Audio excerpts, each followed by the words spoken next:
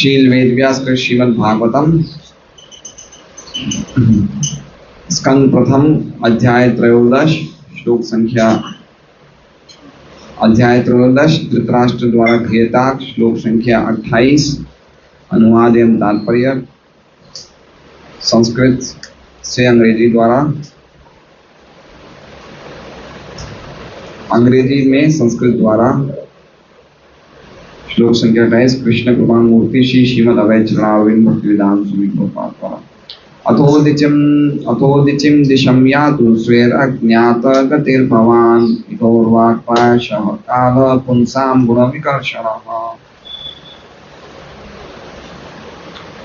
अथ अतएव उदिचिम उत्तरी दिशम दिशा को यातु चले जाइए स्वयं अपने संबंधियों द्वारा अज्ञात जाने बिना गतिविधियां भगवान आपकी पिता इसके साथ अरवाक सूत्र इसके पश्चात अरवाक सूत्रपात होगा प्रायशः सामान्यतया काल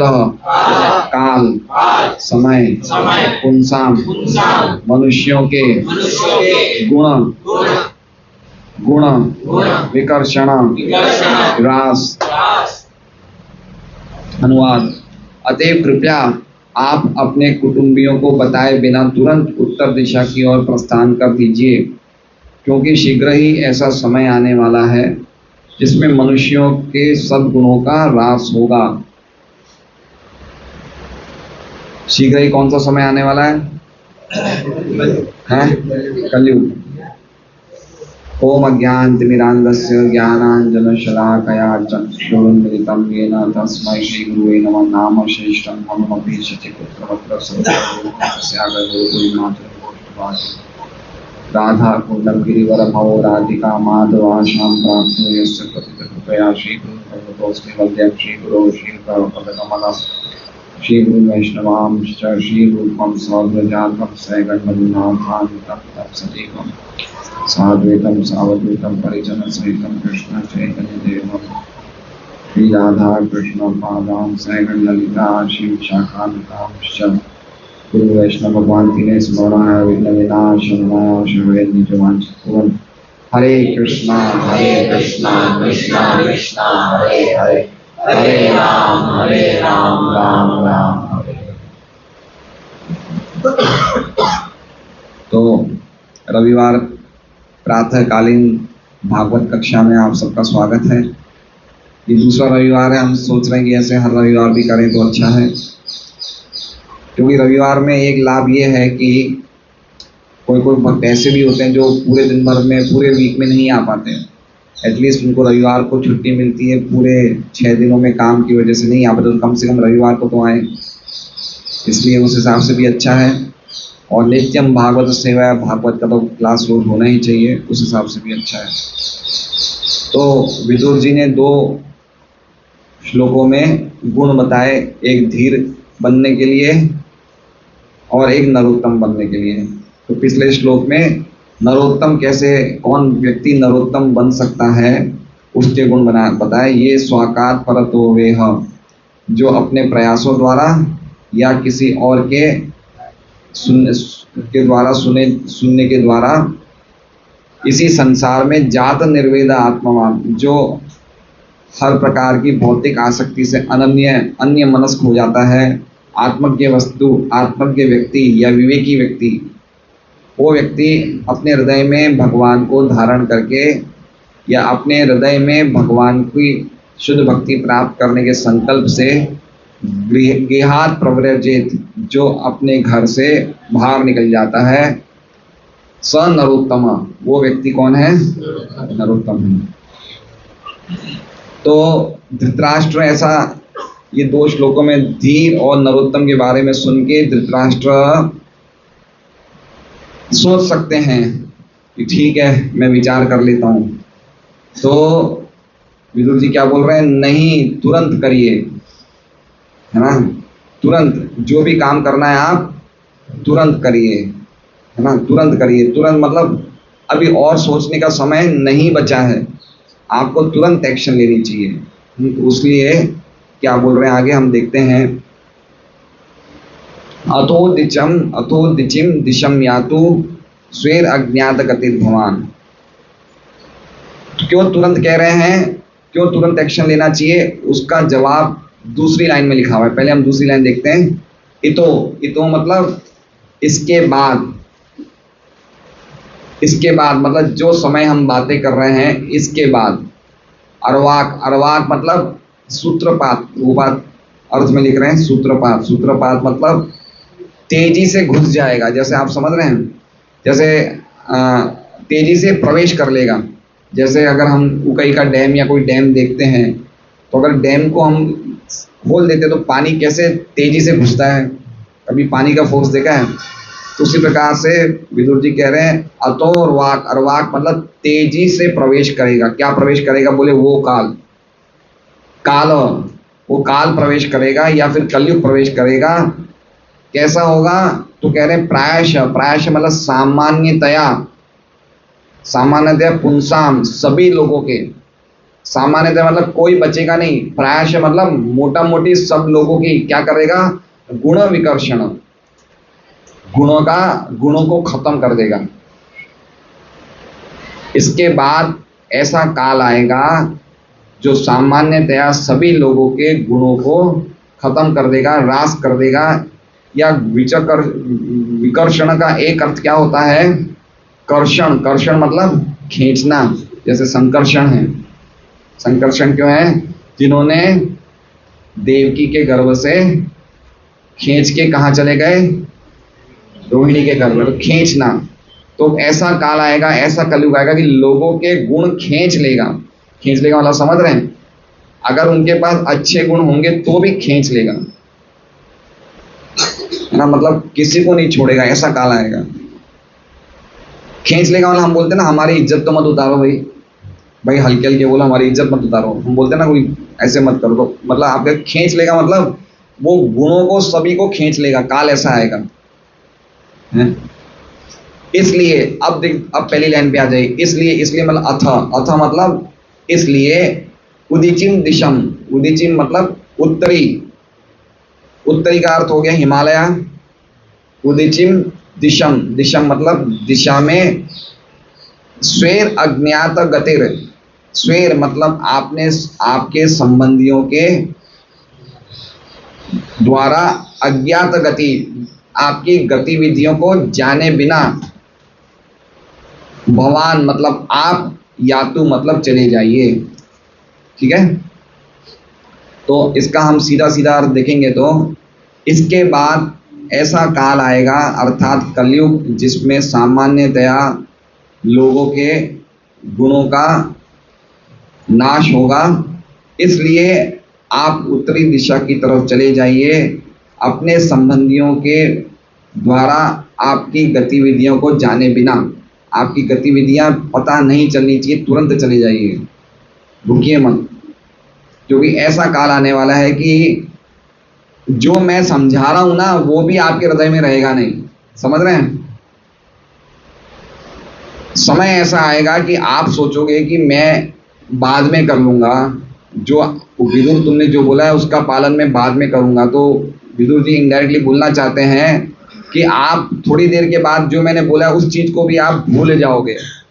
ऐसा होता है जब हम डिस्ट्रीब्यूशन करते हैं तो हम किसी को बहुत समझाते हैं, वो भागवतम सेट तैयार हो जाता है लेने के लिए, फिर जैसे ही कमरे में जाता है वापस आता है तो तब तक उसका विचार बदल जाता है। या फिर कभी कभार ऐसा भी होता है, वो बोलता है कि थोड़ी देर में मैं आपको पैसे दे रहा हूँ, और जब तक घर वालों से कुछ ताने वाने सुनता है उसका विचार तुरंत बदल जाता है। तो विदुर जी को यही लगा कि अगर ये थोड़ा सा भी लेट कर देंगे तो जो मैंने माहौल बनाया है आध्यात्मिक, वो पूरा का पूरा किसके द्वारा विनष्ट हो जाएगा? काल के द्वारा, काल के द्वारा फेड हो जाएगा। फेड होता है ना, फेड बोलते हैं, कलर फेड हो गया। जैसे कोई चीज, कोई रंग होता है कपड़े में, तो कुछ सालों के बाद वो कलर फेड हो जाता है। तो विदुर जी को डर था कि मेरे जो निर्देश मैंने दिए हैं वो फेड हो जाएंगे काल के प्रभाव से, अगर ये तुरंत नहीं गए तो। इसलिए समझना चाहिए कि कभी ऐसा मत समझिए कि हम लोग कुछ समय के बाद भक्ति कर लेंगे। कभी नहीं होगा वो। कभी भी काल हमारी हर चीज को दिन पर दिन विनष्ट कर रहा है। दिन प्रतिदिन हमारी हर चीज क्या हो रही है? क्षीण हो रही है। जैसे मान लीजिए कि अगर राजविद्या प्रभु जिस पैरों से चल के यहाँ पे आए हैं, जिस मुंह से हरि नाम करते हैं, जिस कान से भागवत कथा सुनते हैं, वो पैर, वो मुंह और वो कान आज की तुलना में कल उसकी क्वालिटी अच्छी होगी या खराब होगी? खराब होगी। अच्छी होगी? खराब होगी ना? खराब होगी। हर चीज कलयुग के प्रभाव से, कलयुग इतना समय इतना खराब है कि उसके प्रभाव से हर चीज डाउन हो जाएगी। और इसलिए भक्त लोग इसके लिए प्लानिंग कर लेते हैं। ये देखिए विदुर जी क्या है, भक्त हैं, तो उन्होंने प्लान कर लिया कि आगे ऐसा समय आने वाला है। इसलिए हर भक्तों को प्लानिंग करनी चाहिए कि हमें देखना चाहिए कि अगर मैं 24 घंटे में सुबह अगर मुझे 10 बजे नौकरी पे जाना है तो मेरे पास 10 बजे के बाद एक ऐसा समय आने वाला है जिस समय मैं भगवान में मन को नहीं लगा पाऊंगा। इसलिए जो भी मुझे करना है सुबह सुबह कर लो। हम विदुर जैसे महात्मा तो नहीं हैं जो आने वाले काल के बारे में समझ सकते हैं, लेकिन एटलीस्ट एक दिन का हम शेड्यूल तो बना सकते हैं कि सुबह सुबह हम थोड़ा जल्दी उठ जाएं। जैसे आज हमारी क्लास जल्दी थी तो हमारे हृदय में ऐसी भावना आनी चाहिए कि सुबह 7 बजे से पहले ही मेरी 16 माला हो जाए, जिससे कि दिन भर मैं डिस्ट्रीब्यूशन में रहूंगा, शाम के प्रोग्राम में रहूंगा, तो एटलीस्ट कम से कम दिन भर में मैं माला करूँ तो अच्छी नहीं हो पाएगी। ये प्लानिंग होनी चाहिए। तो उसी प्रकार से हर व्यक्ति को प्लानिंग करनी चाहिए। जैसे जैसे मई के मान लीजिए अगर लक्ष्मी नरसिंह प्रभु के घर में जो ऊपर वाला कमरा है उस कमरे में कुछ छत पे काम करना है और ये मई के आखिरी हफ्ते में वो काम करवा रहे हैं, तो इसका मतलब क्या समझना चाहिए? वो क्यों करवा रहे काम मई के हफ्ते आखिरी हफ्ते में? क्योंकि उन्हें पता है जून से ही बारिश शुरू हो जाएगी और तब छत से पानी अंदर कमरों में आएगा, इसलिए पहले ही मैं काम करवा लूँ। ये होशियारी है। तो उसी तरह से विदुर जैसे महात्मा समझ जाते हैं कि काल आ गया है, ये काल आने वाला है। त्रिकालज्ञ जो होते हैं उनको पता चल जाता है। विदुर जी को हम त्रिकालज्ञ हो सकते हैं, हो भी, क्योंकि भगवान के शुद्ध भक्त हैं। तो उन्हें पता चल जाता है कि कुछ समय ऐसा आने वाला है जिस समय में लोग भक्ति नहीं कर पाएंगे। ये 5000 साल पहले की बात है। 5000 साल पहले जब कलयुग शुरू हुआ था तब विदुर जी इतना डर गए थे। तो आज समझ लीजिए, आज अभी तक कलयुग शुरू हुआ नहीं है, ये युग संध्या है। पता है आपको? युग संध्या, 2 युगों के बीच में कुछ एक टाइम होता है जिसे संध्या बोलते हैं। जैसे दिन में 3 संध्याएं होती है, जो ब्राह्मण होते हैं वो संध्या करते हैं, संध्या वंदन। तो हर युग की 36,000 साल की युग संध्या होती है। 12,000 साल या 36,000 साल एग्जैक्टली मुझे याद नहीं है। तो ये युग संध्या है। संध्या मतलब आखिरी युग और इस युग के बीच का एक समय होता है जिसे संध्या बोलते हैं। तो अभी तो कलयुग शुरू होने वाला है कुछ सालों के बाद, तब क्या स्थिति हो जाएगी। इसलिए विदुर जी देख लिया कि क्या स्थिति होने वाली है, तो पहले ही तैयार कर रहे हैं कि पहले ही आत्म साक्षात्कार कंप्लीट कर लो। बाद में अभी हम लोग ढीले क्यों पड़ रहे हैं? क्योंकि हमें लगता है बाद में हम करेंगे, है ना। लेकिन बाद में अगर हमारा जन्म भी हो गया, अगर हमने इस जीवन में पूर्ति नहीं करी और बाद में हमारा जन्म भी हो गया, तो हम क्या इतने पक्के बन पाएंगे भक्ति में? नहीं हो। समय इतना खराब होगा। समय तो दिन पर दिन बिगड़ता जा रहा है।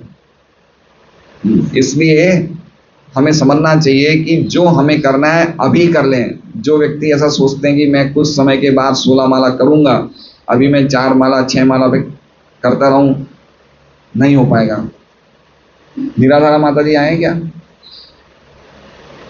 अभी उनकी बहन को दीक्षा मिलने वाली थी तो उनकी बहन ने मना कर दिया, बोले मेरे बच्चों की शादी है, उसके बाद मैं लूंगी। मतलब गंभीर नहीं है, आप समझ रहे हैं बात को?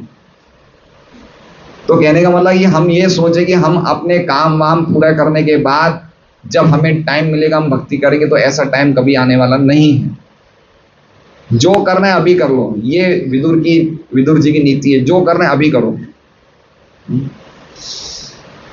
कुछ समय के बाद हमारे पैर नहीं चलेंगे तो हरि नाम में कैसे जाएंगे, यात्रा में कैसे जाएंगे, डिस्ट्रीब्यूशन में कैसे जाएंगे? कुछ समय के बाद हमारे कान काम करना बंद कर देंगे, तो कैसे हम सुनेंगे भगवान के नामों को? तो कुछ समय बाद हम ढंग से बोल भी नहीं पाएंगे, ज़्यादा जोर से भी नहीं बोल पाएंगे, तब हम उच्च आवाज़ में कीर्तन कैसे करेंगे? तो ये प्लानिंग करना चाहिए कि जो करना है अभी करो। इसलिए विदुर जी कह रहे कि तुरंत निकल जाओ, लेट मत करो, किसी को मत बोलो, किसी को भी मत बोलो कहाँ गए क्या गए, तुरंत निकल जाओ, क्योंकि ऐसा समय आने वाला है कि हमारे सब गुणों को खत्म कर देगा। कलिम सत्व हरम पुंसाम, कलियोग सब गुण, व्यक्ति के अच्छे गुण सब खत्म कर देगा। ठीक है, तो हम देखते हैं श्रीधर स्वामी क्या कह रहे हैं इस श्लोक में।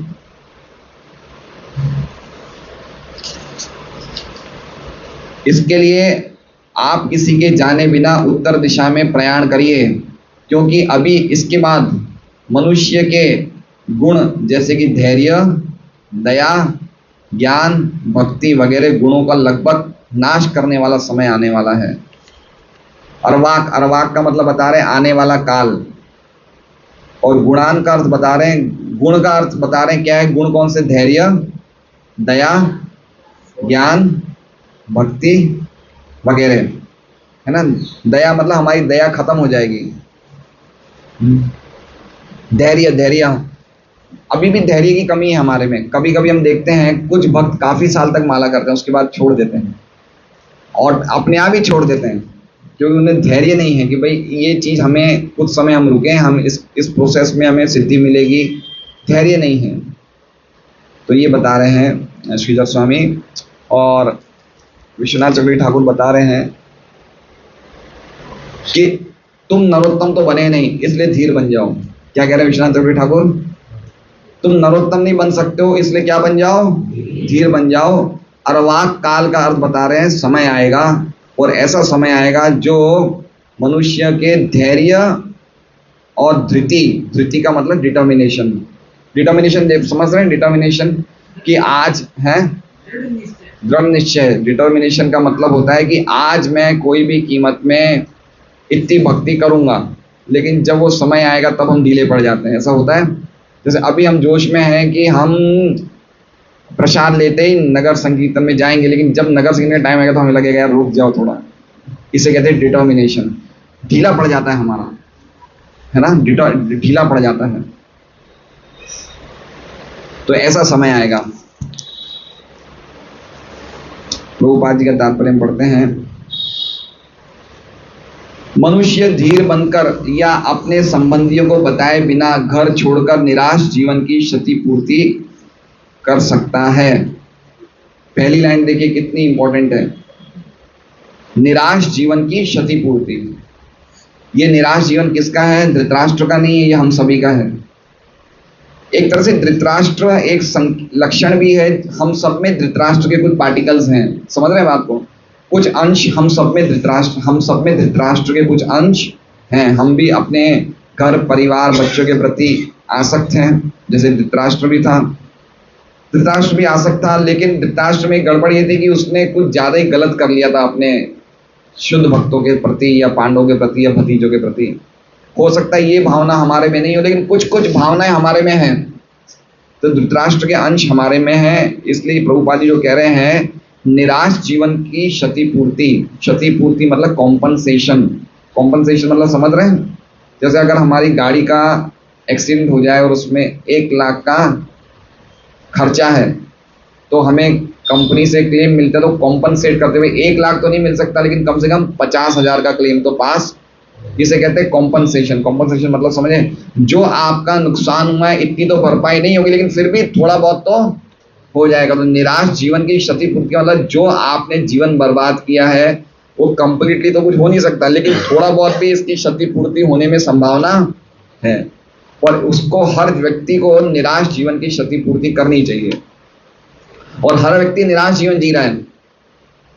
कोई व्यक्ति को परिवार खुद से सुखी है तो धन से सुखी नहीं है, धन से निराश है। कोई व्यक्ति धन से निराश नहीं है तो परिवार से निराश है। कोई व्यक्ति परिवार और धन दोनों से निराश नहीं है तो बच्चों से निराश है। समझ रहे हैं? उसके जीवन में निराशा तो होती ही होती है। लग रहा है हमें ऐसा? इसलिए हम सबको अपनी जीवन की क्षतिपूर्ति करनी चाहिए, कॉम्पनसेट करना चाहिए। हमें समस्या को समस्या नहीं रहने देना चाहिए, उसका रास्ता निकालना चाहिए। पॉइंट समझ रहे हैं? समस्याओं को देख के निराश नहीं होना चाहिए, निराशा के बाद उसका कुछ सॉल्यूशन हर व्यक्ति को निकालना चाहिए। और सॉल्यूशन क्या है? भगवान के भक्त बन जाओ। एक ही सॉल्यूशन है, क्या है? भगवान के भक्त बन जाओ। तो मनुष्य कैसे भगवान का भक्त बन सकता है? पहले धीर बनकर। क्या बन के? अब इसमें प्रभुपाद जी 3 स्टेप बताएंगे। सबसे पहले वो धीर बने। तो बता रहे हैं मनुष्य धीर बनकर या अपने संबंधियों को बताए बिना घर छोड़कर निराश जीवन की क्षतिपूर्ति कर सकता है। और महात्मा विदुर ने अपने अग्रज को अविलंब इस मार्ग को अपनाने की सलाह दी। अविलंब मतलब तुरंत, क्योंकि कलयुग का शीघ्र ही आगमन होने वाला था। तो एक बहुत अच्छा श्लोक है जिसमें कलयुग क्या 7 चीजों को दिन प्रतिदिन कम कर रहा है। वो 7 चीजें कौन सी है? ये 12वें स्कंद का श्लोक है भागवतम का। ततश्चानुदिनम धर्मम सत्यम शौचम क्षमा दया कालेन बलिना राजन नंश्यति आयुर्बलम स्मृति ही। 7 चीजें कौन सी है? धर्मम, ततश्चानुदिनम, ततश मतलब इसलिए, अनुदिनम, अनुदिनम मतलब हर रोज। हर रोज क्या क्या चीजें कम होगी? धर्म। धर्म मतलब हमारी धार्मिक भावनाएं, धर्म का पालन करने की हमारी जो एक इंक्लिनेशन होती है वो क्या होगी? कम हो जाएगी। ततश्चानुदिनम धर्मम सत्यम, सत्य बोलना कम हो जाएगा। हम देख रहे हैं, हम तो झूठ ऐसे बोलते हैं जैसे हमने कोई लाइसेंस ले रखा है, ड्राइविंग लाइसेंस। घूमते फिरते चलते फिरते झूठ तो हमारा फ्लुएंट लैंग्वेज हो गई। हम सोचते भी नहीं है कि अरे मुझे झूठ बोल रहा हूँ, कितना बड़ा मैं गलत काम कर रहा हूँ, लेकिन हम ऐसे ही बोल देते हैं। हमें लगता है क्या तकलीफ है। सच बोलने में तकलीफ होती है, झूठ बोलना इजीली हो जाती है। जो कि सच बोलना बहुत इजी है, झूठ बोलने में कुछ कहानी बनानी पड़ती है, लेकिन सच नहीं बोला जाता है, झूठ बोला जाता है। ततश्चानुदिनम धर्मम सत्यम शौचम क्षमा दया। शौचम मतलब साफ सफाई, नहाना धोना अच्छी तरह, हृदय से, अंदर से, शरीर के बाहर से साफ सफाई रखना, ये दिन पर दिन कम हो जाएगा। सही बात है। लोग नहाते नहीं हैं, कितने कितने दिन नहीं नहाते हैं। सुबह 10 बजे उठते हैं, 9 बजे उठते हैं। आज संडे है, आज उनका बहुत विशेष दिन है। अभी हम डिस्ट्रीब्यूशन में जाएंगे तो हम देख लेंगे लोगों की स्थितियां क्या है। कोई बनियान में घूमता है, कोई पजामे में घूम रहा है, कोई नाश्ता कर रहा है, कोई टीवी देख रहा है, कोई ब्रश कर रहा है। अभी हम सब लाइव टेलीकास्ट देखेंगे थोड़ी देर में। शौचम, शौचम मतलब 2 प्रकार की शुचि, एक आंतरिक एक बाह्य। बाह्य मतलब दिन में कम से कम गृहस्थों को 2 या 3 टाइम स्नान करना चाहिए। और आंतरिक मतलब हमेशा भगवान के नामों का जप मन में चलते रहना चाहिए। हरे कृष्णा कृष्णा कृष्णा हरे हरे, हरे राम राम राम हरे। सत्यम शौचम क्षमा, क्षमा मतलब लोगों को क्षमा करने की भावना, माफ करने की भावना बहुत ही अद्भुत है। ये हमसे क्षमा नहीं हो पाता है, हम भूलते नहीं। अगर किसी ने हमारे प्रति कुछ गलत किया है तो हमारे में भूलने की भावना नहीं है, उसको याद रखेंगे हम। बेटा छोड़ूंगा नहीं मैं तुझे, कुछ ना कुछ तो मैं करूंगा ही, देखना। आप समझ रहे हैं? वो क्षमा करना बहुत मुश्किल है। और दया, दया मतलब किसी पे करुणा करना। क्षमा मतलब माफ करना, दया मतलब करुणा करना। सत्यम शौचम क्षमा दया काले न बलिना राजन। ये काल का बल इतना खतरनाक है हे राजन कि नंश्यति, नंश्यति मतलब डिमिनिश, कम हो जाएगी। क्या कम हो जाएगी? नाश हो जाएगा। आयु बलम स्मृति, आयु का। तो ये जो 4 गुण बताए ये सूक्ष्म गुण हैं, और ये 3 गुण बनाए ये शरीर के। शरीर भी काम नहीं करेगा, ना ही मन की चीजें काम करेगी। आयु मतलब आयुष्य, बलम मतलब शारीरिक बल या मानसिक बल, और स्मृति मतलब हमारी स्मृति शक्ति, ये दिन प्रतिदिन कम होगी। तो विदुर जी समझ गए कि कलयुग शुरू होने वाला है, इसलिए धृतराष्ट्र को बोलते हैं कि आपके मन में आध्यात्म साक्षात्कार की, आत्म साक्षात्कार की इच्छा उठी है तो तुरंत ही कर लो काम, लेट मत करो, है ना। जिसके जीवन में वैराग्य की भावना आ जाए या आत्म साक्षात्कार की भावना आ जाए तो उसे तुरंत ही स्टेप लेना चाहिए। थोड़ा भी लेट कर लेगा तो वापस अटैच हो जाएगा। हमारे भक्ति में काफी ऐसी चीजें आती है कि व्यक्ति जब भक्ति शुरू करता है तो उसके मन में पूरी वैराग्य आता है और खूब भक्ति करने की इच्छा होती है, लेकिन भक्ति करने के बाद धीरे धीरे अगर वो ढीला रहता है तो उसमें वापस कामनाएं, विषय कामनाएं शुरू हो जाती है। इसलिए तुरंत आप इसका स्टेप लो, तुरंत निकल जाओ घर से बाहर। बद्ध जीव भौतिक संसर्ग के कारण पूर्व से ही पतित हुआ होता है और कलयुग में तो मनुष्य के सद्गुण निम्नतर स्तर तक पहुंच चुके होंगे। भविष्य पुराण है, श्रीमद् भागवतम है, कलयुग के इतने लक्षण बताए हैं भागवतम में 12वें स्कंद में। एक पूरा अध्याय है कलयुग में क्या क्या व्यक्ति की स्थिति हो जाएगी। दूरे वायनमर्तम लावण्यम केश धारणम, जिसके जितने लंबे बाल होंगे उसको लगेगा मैं बहुत सुंदर हूँ, है ना। तो हमारे जेंट्स लोग भी आजकल बाल रखते हैं। दाढ़ी रखना तो एक सामान्य बात हो गई है। जवान बच्चे दाढ़ी रखते हैं ना। और दाढ़ी का अर्थ क्या होता है? दाढ़ी का अर्थ होता है यवन।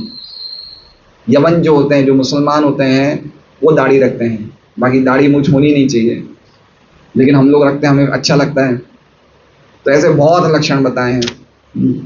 विप्रत्वे सूत्र में वही, अगर किसी ने ये सूत्र धारण किए हैं, डोरी का धारण किया, तो अपने आप को क्या बोलेगा? मैं ब्राह्मण हूँ।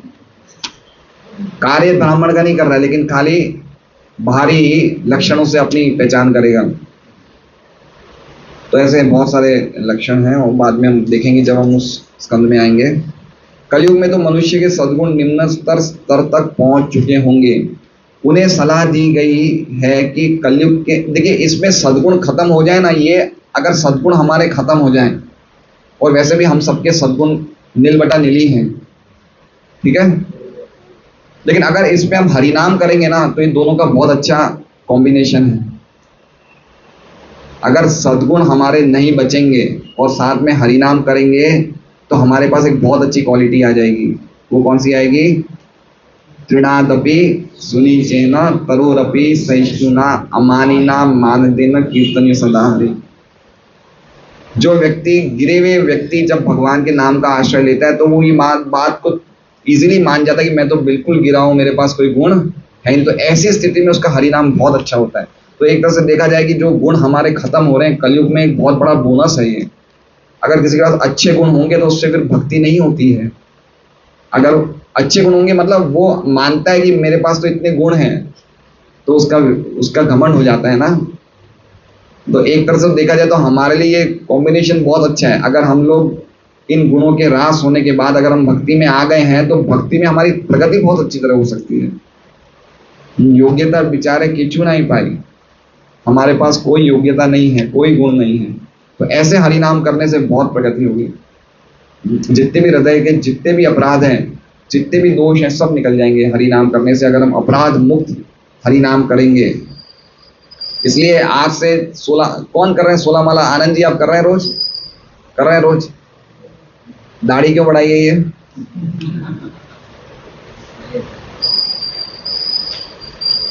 वो माला पहनी है आपने? एक तो मैंने देखा है काफी भक्तों के मालाएं रहती है तो नीचे राधा कृष्ण लटके हुए रहते हैं या राधा नाम होता है। तो प्रभुपाद जी ऐसा रिकमेंड नहीं करते हैं कि हम ऐसी सिंपल हमारी जो कंठी माला होती है 2 राउंड की या फिर दीक्षित 2-3 राउंड की पहननी चाहिए। नीचे राधा कृष्ण को लटकाना अच्छा नहीं है, भगवान को लटकाए घूमना अच्छा नहीं है।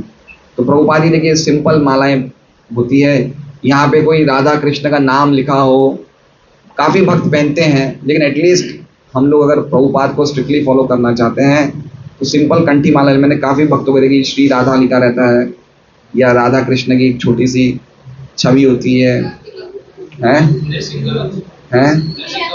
हाँ, तिलक ऐसे तो सिंपल पहने अच्छा है। प्रभुपाद जी को स्ट्रिक्टली फॉलो करना चाहिए हमारे आचार्य को। तो हम देखते हैं हमारे संस्था में काफ़ी भक्त पहनते हैं, लेकिन एटलीस्ट अगर हमें प्रभुपाद जी को स्ट्रिक्टली फॉलो करना है तो हमें खाली ये सब चीज़ें नहीं रखनी चाहिए। उन्हें सलाह दी गई है कि कलयुग के आगमन के पूर्व ही वे घर छोड़ दे क्योंकि महात्मा विदुर ने जीवन के कई सत्य के विषय में अपने बहुमूल्य उपदेशों द्वारा जो वातावरण उत्पन्न किया था वो कलयुग के तेजी से निकट आने के कारण लुप्त हो जाएगा। समझ रहे हैं? महात्मा विदुर ने जो इतने अद्भुत आध्यात्मिक प्रवचन दिए हैं, कलयुग के आने से क्या हो जाएंगे? वो जो कुछ भी बोला है वो फेड हो जाएगा, लुप्त हो जाएगा। मतलब फेड, उसका कलर जाता रहेगा, उसका प्रभाव जाता रहेगा। वो आदेश नष्ट नहीं होगा, लेकिन धृतराष्ट्र पे उसका प्रभाव चला जाएगा। आध्यात्मिक चीजें कभी नष्ट नहीं होती है, लेकिन जो सामने वाले व्यक्ति पे हम प्रचार कर रहे हैं उस पे उसका प्रभाव चला जाता है, क्योंकि वो व्यक्ति की कमजोरी होती है, उसको ग्रहण नहीं कर पाता। तो कलयुग उसके गुण खत्म कर देगा, वो ग्रहण ही नहीं कर पाएगा। इसलिए हमें जब भी हम डिस्ट्रीब्यूशन करें तो जो सामने हो जाए वो हो जाए, बाद में उसका विचार बदल ही जाता है ना। हम देखते हैं, हम अभी भागवतम में हमें बहुत अच्छा लग रहा है, प्रसाद लेने के बाद अब बहुत अच्छा लग रहा है, लेकिन घर जाते हमारे विचार थोड़े बदल जाते हैं, थोड़ी ढीलापन आ जाता है ना। तो इसलिए कह रहे हैं ये काल का प्रभाव है, ये कलयुग का प्रभाव है। सामान्य व्यक्ति के लिए नरोत्तम बनना अर्थात भगवान कृष्ण पर पूर्णतया निर्भर रहने वाला उत्तम कोटि का मनुष्य बनना संभव। मतलब प्रभुपाद जी इंडायरेक्टली कह रहे कि हम नरोत्तम नहीं बन सकते। क्यों संभव नहीं है? तो आगे बता रहे हैं नरोत्तम बनना क्यों संभव नहीं है। श्रीमद् भगवद गीता 7.28 में कहा गया है कि जो व्यक्ति पाप कर्मों के दूषणों से पूर्णतया रहित हो जाता है वही भगवान श्री कृष्ण पर आश्रित रह सकता है। नरोत्तम की क्या क्वालिटी थी? कि जो भगवान श्री कृष्ण पे पूर्णतः आश्रित रह के घर छोड़ दें। हम लोग आश्रित क्यों नहीं है? क्योंकि हमारे जीवन पाप रहित नहीं है। कौन सा श्लोक है? 7.28, येषाम त्वन्तगतम पापम, जिनके सभी प्रकार के पापों का अंत हो गया है, जनानाम पुण्य कर्मणाम, और जिनके पुण्य उदित हो चुके हैं, तेषाम द्वंद्व मोह निर्मुक्ता भजन्ते माम दृढ़व्रता। तो इसलिए पाप रहित जीवन बहुत इंपॉर्टेंट है भक्ति में। पाप रहित जीवन, 4 पाप करना हमारे और साथ में भक्ति करना का मिश्रण अच्छा नहीं हो सकता है। जब तक हम पाप करते रहेंगे, भगवान परम पवित्र है, और जब तक हम पाप करते रहेंगे हम कभी भी भगवान का आश्रय नहीं ले सकते हैं। महाराज धृतराष्ट्र को महात्मा विदुर ने सलाह दी कि यदि वे सन्यासी या नरोत्तम नहीं बन सकते तो प्रारंभ में कम से कम धीर तो बन जाए। एटलीस्ट कुछ तो शुरुआत करिए आप। तो धीर का अर्थ क्या हो गया? एटलीस्ट हम सबको वानप्रस्थ की स्टेज स्वीकार करनी चाहिए। स्टेप्स होते हैं। सबसे पहले क्या स्टेज होनी चाहिए? वानप्रस्थ। वानप्रस्थ मतलब जो हमने विषयी जीवन को बिताया है उसको पूरी तरह से साफ करना, तपस्याओं के द्वारा, भक्ति के द्वारा साफ कर दीजिए। उसके बाद कौन सी स्टेज आती है? प्रभुपाद जी लिखते हैं सबसे पहले सन्यासी या नरोत्तम नहीं बन सके तो प्रारंभ में कम से कम धीर तो बन जाए। धीर अवस्था से नरोत्तम अवस्था प्राप्त करने हेतु मनुष्य को आत्म साक्षात्कार की दिशा में निरंतर प्रयास करना पड़ता है। तो ऐसा नहीं है धीर बनने के बाद नरोत्तम नहीं बन सकते, लेकिन पहले क्या बनना पड़ेगा?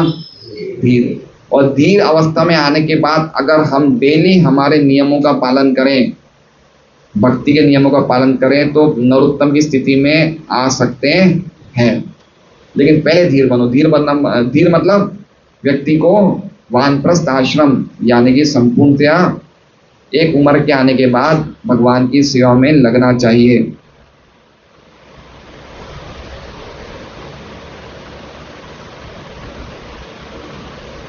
धीर अवस्था योग पद्धति के दीर्घकालीन अभ्यास से प्राप्त होती है, किंतु महात्मा विदुर की कृपा से धीर अवस्था के साधनों के ग्रहण करने की इच्छा करने से ही अवस्था प्राप्त की जा सकती है। ये सबसे इंपॉर्टेंट चीज समझिए बात को। इसमें क्या लिख रहा है कि धीर अवस्था कितने समय के बाद प्राप्त होती है? अगर कोई बहुत समय तक योगाभ्यास करता है तो बहुत समय के बाद, क्या लिखा है? दीर्घ अवस्था। लेकिन अगर कोई शुद्ध भक्त की कृपा हो जाए तो इमीडिएटली प्राप्त हो जाती है। समझ रहे हैं बात को? क्या लिखा है? महात्मा विदुर की कृपा से धीर अवस्था के साधनों को ग्रहण करने की इच्छा करने से अवस्था प्राप्त की जा सकती है। समझ रहे हैं बात को? हमारे इस्कॉन में गिरिराज महाराज हैं, श्रील प्रभुपाद के शिष्य हैं, और अमेरिका 1968 में आ गए थे प्रभुपाद जी की शरण में। उनके पिता बहुत बड़े बैरिस्टर थे, अमेरिका के बहुत बड़े वकील थे, और अनाप शनाप पैसा था। तो इतना पैसा था कि उनके पिता ने प्रभुपाद जी को ब्लैंक चेक दे दिया था, क्योंकि इनका बेटा ब्रह्मचारी बनने वाला था। कौन? गिरिराज महाराज। तो बोले कि आप ये ब्लैंक चेक ले लो, जो आपको रकम लिखने लिख दो, मेरे बेटे को वापस कर दो। प्रभुपाद जी ने बोला मुझे पैसा नहीं चाहिए, आपको ले जाना ऐसे ही ले जाओ, मैं मना कहाँ कर रहा हूँ, मैंने आपके बेटे को नहीं रखा है, आपको ले जाना ले जाओ आप अपने बेटे को। लेकिन वो गिरिराज महाराज फिर जाते नहीं, आश्रम में रह जाते हैं, ब्रह्मचारी बन जाते हैं। तो प्रभुपाद जी का शुरू में आए थे प्रभुपाद जी बोस्टन में, तो उनका कोई प्रवचन सुन के गिरिराज महाराज के मन में इस तरह के वैराग्य की भावना आ गई। फिर प्रभुपाद जी वापस बोस्टन में जब आते हैं कुछ समय के बाद, तो गिरिराज महाराज को देखते कि वो ब्रह्मचारी की ड्रेस वेस पहनी हुई है, वहां पे सेवा कर रहे हैं। गिरिराज महाराज प्रभुपाद जी को प्रणाम करते हैं। तो प्रभुपाद जी पता है क्या बोलते हैं? बोलते हैं जब से सबसे पहली बार जब मैं बोस्टन में मैंने तुम्हें देखा था, तब मेरे मन में इच्छा आई थी कि क्यों नहीं तुम मंदिर में फुल टाइम ज्वाइन कर लो। आप समझ रहे हैं ये मैं क्यों बोल रहा हूँ? कि अगर कोई शुद्ध भक्त मन में किसी भक्त के प्रति कोई इच्छा कर लेता है, तो भगवान उस इच्छा को पूरी करते हैं। ये बात बोल रहा हूँ। पॉइंट देखिए कितना अच्छा है। तो खाली प्रभुपाद जी की इच्छा से भगवान ने ऐसी व्यवस्था करी कि गिरिराज महाराज ब्रह्मचारी बन गए कंप्लीटली, और अब तो खैर वो सन्यासी हैं। मतलब मेरा पॉइंट कहने का कि कोई शुद्ध भक्त का हमें आश्रय मिल जाए, कृपा मिल जाए, तो हमें इतनी बड़ी कृपा मिलती है। इसलिए शुद्ध भक्त के हमें कुत्ता बन जाना चाहिए। क्या बन जाना चाहिए? वैष्णवेर कुकुर, है ना। हमारे आचार्य की क्या इच्छा है, उसके इच्छा के अनुसार अगर हमें अपना जीवन बिताते हैं या वैसी भक्ति करते हैं, तो हम उनके कृपा पात्र बन जाते हैं। हमने अभी 4-5 दिन पहले शिवानंद सेन और उस कुत्ते की कहानी सुनी थी ना। शिवानंद सेन ने रास्ते में एक कुत्ते पे कृपा कर दी। भाई उन्होंने खाली इतना ही सोचा, मन में इतनी इच्छा लगी कम से कम कुत्ते को तो मैं महाप्रभु के पास ले जाऊं, और वो इच्छा भगवान ने उसकी, यद्यपि वो बीच यात्रा में छूट गया था कुत्ता, लेकिन भगवान ने वो इच्छा पूरी कर दी, कुत्ते भी भगवान के धाम चले गए। तो देखिए कुत्ते पे भी कृपा हो सकती है। अगर भगवान के शुद्ध भक्त कोई भी व्यक्ति पे कृपा करे, तो भगवान की कृपा से मिलना निश्चित है। ये पॉइंट समझ लीजिए। एक भक्ति सिद्धांत सरस्वती ठाकुर महाराज ने बंगाल में बहुत साल पहले गया था, बैलगाड़ी में जा रहे थे, तो उनके आगे एक और कोई लड़का जा रहा था, जवान लड़का। तो भक्ति सिद्धांत सरस्वती ठाकुर ने खाली उस लड़के को देखा, उसे ये भी नहीं बोला कि तू हरे कृष्ण बोलो या भक्ति करो, कुछ नहीं बोला, खाली लड़के को स्माइल करके देखा। वो लड़का कुछ समय के बाद गौड़िया मठ में आ गया, भक्त बन गया। तो शुद्ध भक्त के दर्शन इतने अद्भुत होते हैं, समझ रहे हैं उनकी पोटेंसी। कोई भी मन में ये सोच ले कि ये भक्त तो कितना ग्रंथ वितरण कर रहा है, ये कितना प्रचार कर रहा है, हे भगवान आप इनका ध्यान रखें, तो वो भक्त का जीवन निश्चित हो जाता है, भगवान के पास जाना उसका निश्चित हो जाता है। ये भगवान के शुद्ध भक्तों की कृपा होती है। इसलिए हमें प्रभुपाद जी की इच्छा क्या वो जानना चाहिए, है ना। प्रभुपाद जी की इच्छा, वो हमसे क्या चाहते हैं। भक्ति का अर्थ क्या होता है कि हमारे आचार्य हमसे क्या चाहते हैं वो पूरा करो, ना कि हमें क्या चाहिए, है ना। क्या श्लोक है रूप गोस्वामी का प्रणाम मंत्र चैतन्य महाप्रभु का? श्री चैतन्य मनोभीष्टम स्थापितम येन भूतले स्वयं रूप गदामयम ददाति स्वपदांतिकम। श्री चैतन्य मनोभीष्टम, जो चैतन्य महाप्रभु की इच्छा को स्थापित करने के लिए रूप गोस्वामी आए हैं, वो मैं उनको प्रणाम करता हूँ। रूप गोस्वामी चैतन्य महाप्रभु की इच्छा को स्थापित करने के लिए आए। तो अगर हम प्रभुपाद जी की इच्छा के अनुसार चले, प्रभुपाद जी को क्या अच्छा लगता है, ग्रंथों का वितरण, हरि नाम प्रचार करना, वो करना चाहिए हमें। प्रभुपाद जी बहुत पसंद होते हैं, और प्रभुपाद जी देखेंगे कि ये भक्त इतना कर रहा है और मन में इतनी इच्छा भी आ जाएगी, तो भगवान की कृपा हमें अवश्य मिलेगी। डायरेक्ट नहीं मिल सकती, हमें डायरेक्ट कृपा नहीं मिल सकती है। कोई शुद्ध भक्त के अनुगत्य में हम भक्ति करेंगे तो हमें कृपा अवश्य मिलेगी। तो वही एग्जाम्पल दिया जा रहा है कि विदुर जी की कृपा से धीर अवस्था के साधनों के ग्रहण करने की इच्छा करने से अवस्था प्राप्त की जा सकती है, जो संन्यास की प्रारंभिक अवस्था है। तो पहले कौन सी अवस्था है? धीर, उसके बाद संन्यास, और संन्यास अवस्था परमहंस अवस्था अर्थात प्रथम श्रेणी के भक्त की प्रारंभिक अवस्था है। तो संन्यास के बाद क्या होता है? नरोत्तम या परमहंस, है ना। तो हर प्रभुपाद जी के देखिए कितने स्ट्रॉन्ग वचन है। हर एक को क्या बनना है? धीर बनना है। धीर के बाद क्या बनना है? संन्यास, और संन्यास के बाद संन्यास नरोत्तम की पहली सीढ़ी है। मतलब संन्यास ले रहे हैं तो मतलब हम नरोत्तम की स्थिति को प्राप्त करने जा रहे हैं। हरे कृष्ण। श्रीमद् भागवतम की जय। वाञ्छकल्पतरुभ्यश्च कृपा सिन्धुभ्यैव च पतितानां पावनेभ्यो वैष्णवेभ्यो